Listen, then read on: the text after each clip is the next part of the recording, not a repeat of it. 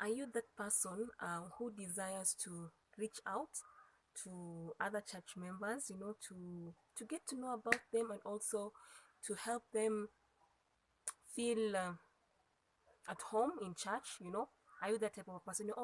You desire to help either those who are less active in church, or just to reach out to someone to let them know somebody cares and you don't know how to go about it, or you're like, I want to reach out to this person, but how do I go about it? Will they find me weird and all that stuff?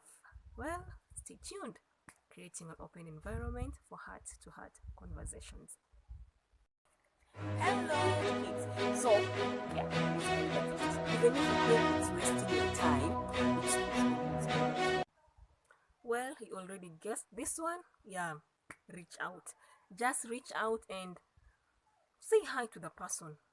Let the person, say hi, introduce yourself, and start a conversation from there.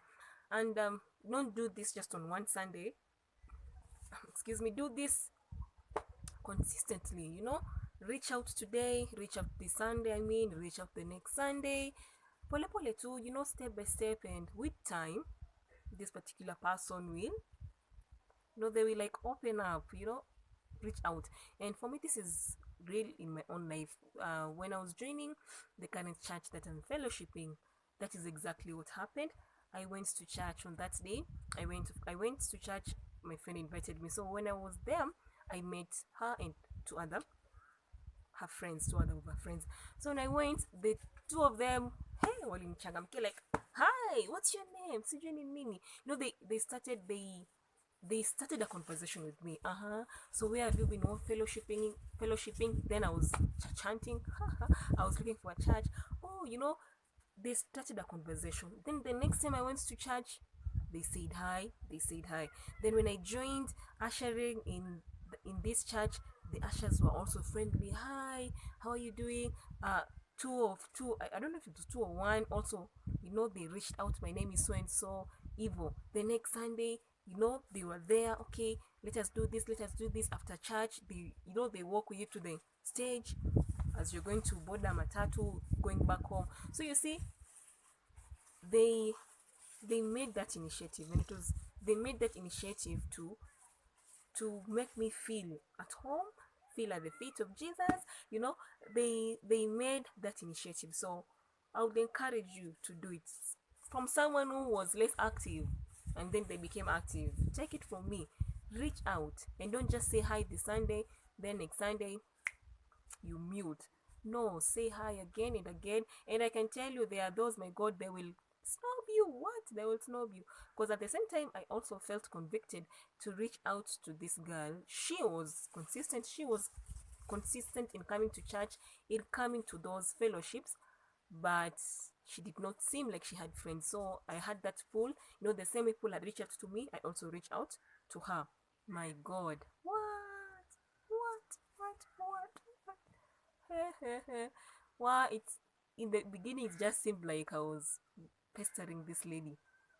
Yeah, but I kept on. I kept on and I kept on.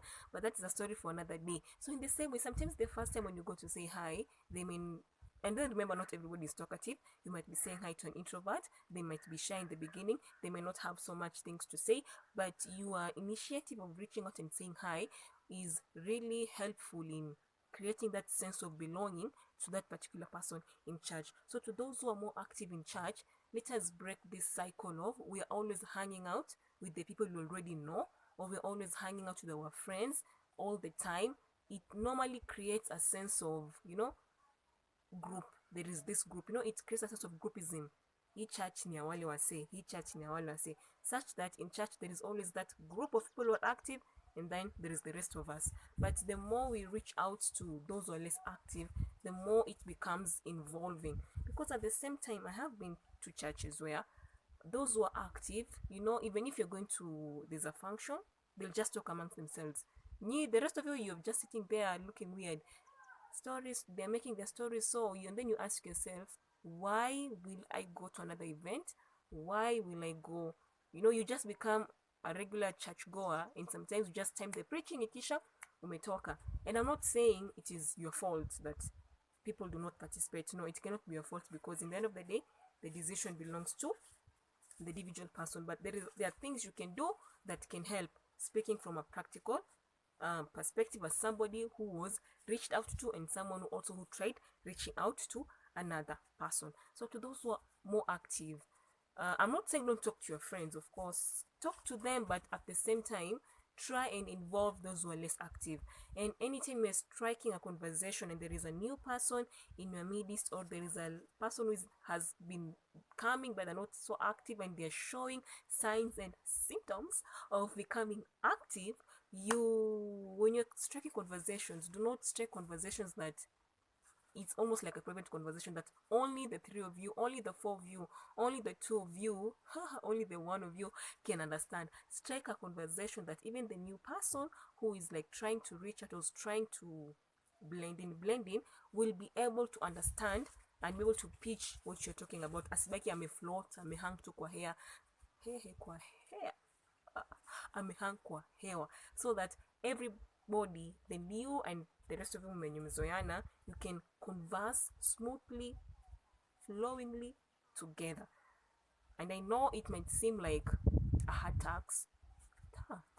task to those who are more active, but yeah, just reach out, just sow a seed of love. It is worth it. Practically, I have seen it. It is definitely worth it. So when reach out, not just one time, consistently, and then anytime you're striking a conversation, let it be one that others can easily join in and flow with the conversation without feeling like being left out, weird, or evil. And then avoid always all the time talking amongst yourself, so that you eliminate that sense of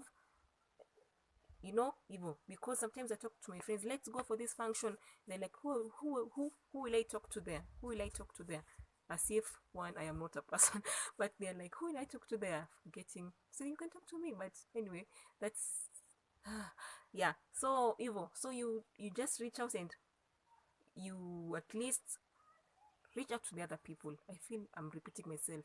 Yeah, so that it reach out to the other people, so that you make them develop a sense of belonging, and also do that consistently until unaona they can now stand on their own 2 feet, because it reaches a place they start making their own friends, and whom those friends pia wanaanza kuwa active, such that there is no need sasa for you to constantly do that. But at least even as they're becoming active, we make sure, kusikuwa na groupism, that group versus that group.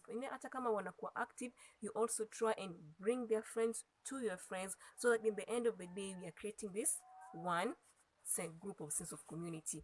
Of course, I will not be friends with anyone. I will talk more to this group and talk less to this group. That is normal. However, we should all feel that we all belong to this particular church, in as much as I am more open to so and so and more open to so and so, but we all belong to this particular church. Again, I am not saying that those who are more active, it is your fault that others are not active, or it is your fault that others do not feel like they do not belong. It is definitely not your fault that people do not come for this event. It is definitely not your fault, because the decision belongs to the individual. However, I believe these are some of the things we can do to help people become more active in church, and even show up for these events that the church is organizing. So that's my take. But what do you think about it? What else can we do to bring in people who are less active in church, help them be more active, or so that we help one another bring that sense of belonging? What else can we do so that we create that sense of fellowship? Because remember, fellowship is very important. Fellowship is very important. That is why the Bible says, do not forsake the continuous meeting of your brethren. That fellowship sometimes is what keeps us, and I've seen it in my personal life. It's what keeps us, when you're going through hard things and you meet with friends, you laugh. It's what sometimes keeps you going. So if I imagine maybe there are people who do not have that fellowship, my heart really breaks. And I believe everybody should have that sense of fellowship, even as a church together. Is easy groups za nyumbani. In our church we call them home fellowships, and also have that friend that you can talk to, because fellowship as Christian is very important. And I believe these strategies are some of the ways we can help strengthen the fellowship in our midst. But I'd like to hear from you. What else can we do, to create a larger sense of fellowship or to help each other bond in church? And if you've liked this video where I was talking mainly to those who are more active in church, you definitely should check out the next video, because now it will be addressed to those who are less active in church, because both parties can do something to create a larger, deeper sense of fellowship.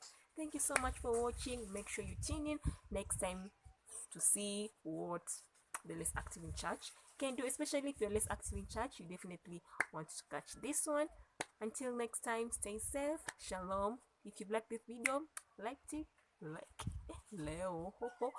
it and share it to a friend or two. Stay safe. Shalom.